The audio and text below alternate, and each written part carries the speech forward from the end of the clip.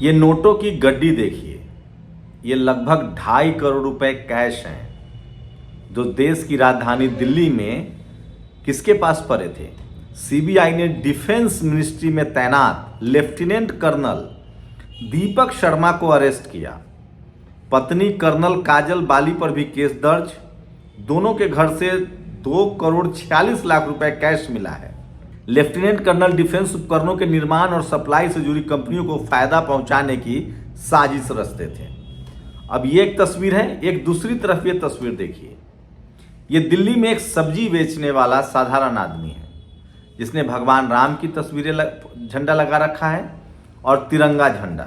अब बताइए राष्ट्रवादी कौन है?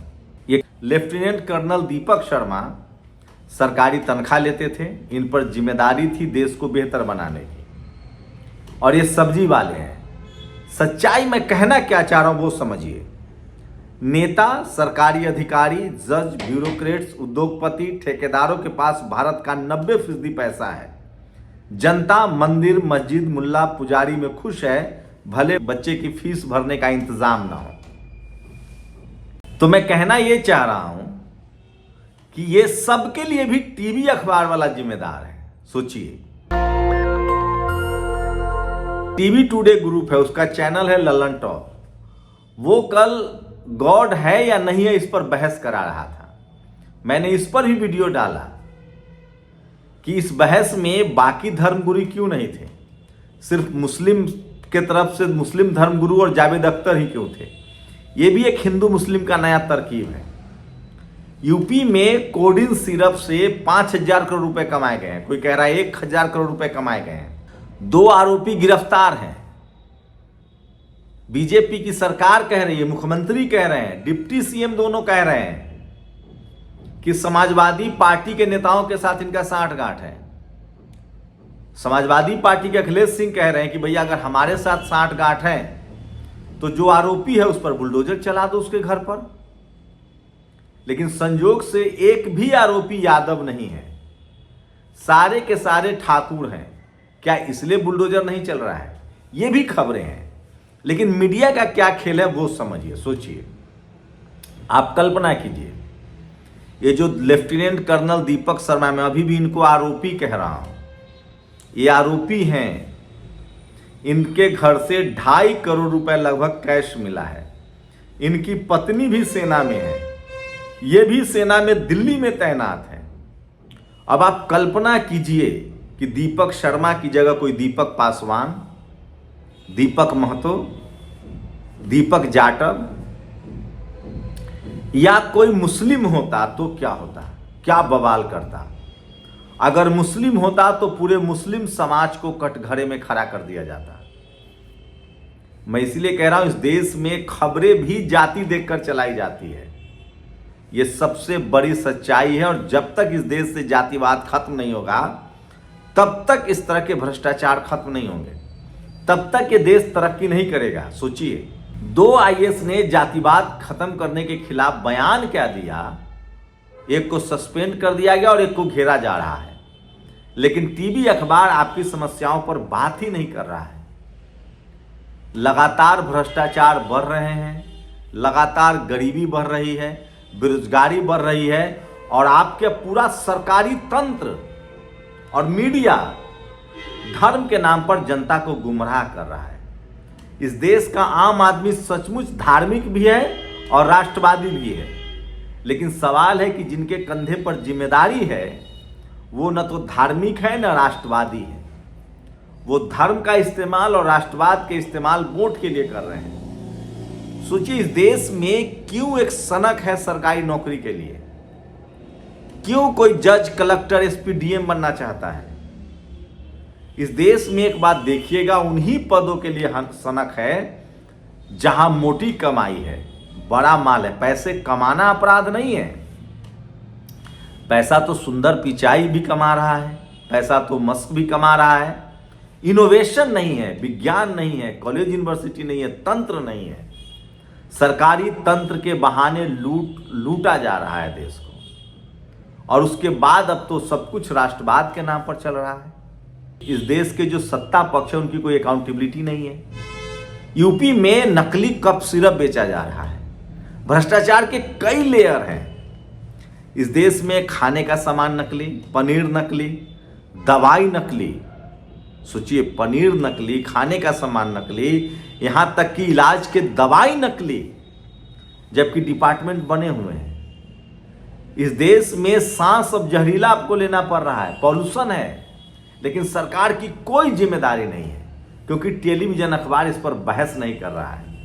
टेलीविजन अखबार बहस कर रहा है कि भगवान है या नहीं है। उसमें भी उसका एजेंडा सत्य को नहीं लाना है, उसका एजेंडा वैज्ञानिक सोच को डेवलप करना नहीं है। जबकि भारत का संविधान कहता है कि यहां अंधविश्वास और कर्मकांड के लिए कोई जगह नहीं है, वैज्ञानिक सोच डेवलप हो।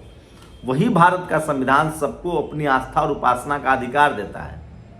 ये जो टेलीविजन पर डिबेट हुआ है और ये तमाम जो मुस्लिम समाज के लोग खुश हो रहे हैं, जो धार्मिक है वो खुश हो रहे हैं कि उनके धार्मिक गुरु ने हरा दिया जावेद अख्तर को, जो तर्कशील हैं, एथिस्ट हैं, वो खुश हो रहे हैं। लेकिन सच्चाई है कि ये पूरी बहस ही रखी गई थी कि कैसे हिंदू मुस्लिम मुसलमानों को बदनाम किया जाए कि देखिए ये कितने कट्टर हैं, ये कितने असंगत बातें करते हैं। ये एजेंडा चल रहा है। लेकिन अरावली की पहाड़ी एजेंडा नहीं है, प्रदूषण एजेंडा नहीं है। दिल्ली में सांस लेना सचमुच खतरनाक और जानलेवा है। और नहीं भरोसा है तो आप दिल्ली के बाहर जाके देखिए, तो सरकार ने धर्म और राष्ट्रवाद के नाम पर जनता को गुमराह कर रखा है। सोचिए, आज विदेश मंत्री हैं, वो पुणे बुक फेस्टिवल में बोल रहे थे कि भगवान हनुमान और श्री कृष्ण ये सबसे बड़े राजनयिक और कूटनीतिक थे। मुझे बहुत अच्छा लगा सुन के, सही कह रहे हैं। लेकिन सवाल है कि जयशंकर साहब, आप अपने पद से रिजाइन कर दीजिए। हमें भरोसा है श्री कृष्ण पर और भगवान हनुमान पर, वो हमारी स्थिति ठीक कर देंगे। लेकिन आप जब से विदेश मंत्री बने हैं तब से अमेरिका हम पर टैरिफ लाद रहा है, चाइना आगे बढ़ रहा है, पड़ोसी देशों से हमारे रिश्ते खराब होते जा रहे हैं। सोचिए, बांग्लादेश हमें गिदर भभकी दे रहा है, लेकिन इस सब पर सरकार से कोई सवाल पूछेगा नहीं। सरकार को पता है कि क्या बोलना है और नहीं बोलना है। सारे मुद्दों को धर्म के आसपास लाया जा रहा है। रामायण और महाभारत की पूरी मार्केटिंग चल रही है, और इसमें कोई बीजेपी नई चीज नहीं है। ये सब राजीव गांधी ने किया था। जब 412 सीट जीत कर आए थे तो रामायण और महाभारत को उन्होंने घर घर में पहुंचाया। तो सोचिए, धर्म के नाम पर राजनीति की जा रही है, सत्ता चलाई जा रही है, और नतीजा सामने है। पाकिस्तान, जब राजनीति में आप धर्म को डालेंगे, धर्म आस्था का विषय है, उपासना का विषय है, भरोसे का विषय है। भगवान और भक्त के बीच में किसी को आने की जरूरत नहीं है। सरकार का काम था विज्ञान को बढ़ाना, देश की आर्थिक तरक्की करना। दुनिया में हमारी तभी धाक होगी जब हम एक राष्ट्र के तौर पर मजबूत होंगे। सोचिए, बांग्लादेश में कट्टरपंथ बढ़ रहा है। वहाँ जो अल्पसंख्यक आबादी है, बुद्धिस्ट हो, हिंदू हो, सिख हो, सब खतरे में है, क्रिश्चियन हो खतरे में है। क्यों? क्योंकि वहाँ धार्मिक कट्टरता बढ़ रही है। पाकिस्तान यही लगातार करता रहा है, और हमारे देश में भी यही हो रहा है। जो अल्पसंख्यक समुदाय है उनके प्रति कट्टरता बढ़ रही है। टीवी में भी बढ़ रही है, सड़क पर भी बढ़ रहा है, बोलचाल में भी बढ़ रहा है। और सरकार जो है वो बहुसंख्यक धर्म के लोगों को गुमराह कर रही है आस्था के नाम पर, और भ्रष्टाचार बढ़ता जा रहा है। जिस देश में लेफ्टिनेंट कर्नल भ्रष्ट हो जाए, जिस देश की मीडिया खबर न दिखाकर सरकार से सवाल न पूछे, और सोचिए, सुधीर चौधरी तो कह रहे हैं कि देश की बर्बादी के लिए लोकतंत्र जिम्मेदार है, प्रदूषण के लिए लोकतंत्र जिम्मेदार है। सरकार कुछ कर ही नहीं पा रही है। तो अगर लोकतंत्र न होता तो मोदी जी भी नहीं आ पाते, लोकतंत्र न होता तो बीजेपी भी नहीं आ पाती। यही सारे पत्रकार जब दूसरी सरकारें हैं तो लोकतंत्र मानते हैं। तो अब तो लोकतंत्र को भी कटघरे में खड़ा कर दिया गया है। मैं बहुजन समाज के लोगों से अपील करता हूं कि लोकतंत्र बहुत ज़रूरी चीज़ है, संविधान बहुत ज़रूरी चीज़ है, और भारत का संविधान ही सबको आस्था और उपासना का अधिकार देता है। लेकिन जब राजनीति में धर्म घुस जाए, जब धर्म के नाम पर राजनीति होने लगे, तो आपकी पढ़ाई लिखाई, स्कूल, अस्पताल, दवाई, रोजगार, नौकरी और देश की तरक्की रुक जाएगी। आप लोग को तय करना है।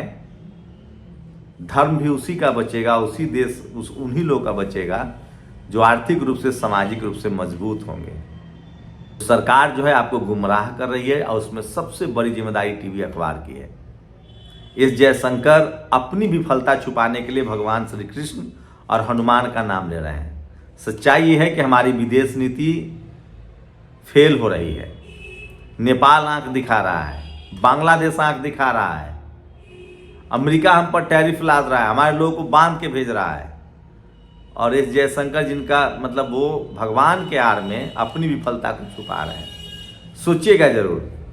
शुक्रिया। दस्तक की आपसे गुजारिश है कि अगर इसको बचाना चाहते हैं तो नेशनल दस्तक को सब्सक्राइब करने के लिए रेड कलर के सब्सक्राइब बटन को दबाएं, फिर बेल आइकन की घंटी दबाएं। नेशनल दस्तक को बचाने के लिए बहुत जरूरी है कि हर खबर को शेयर करें, लाइक करें, कमेंट जरूर करें।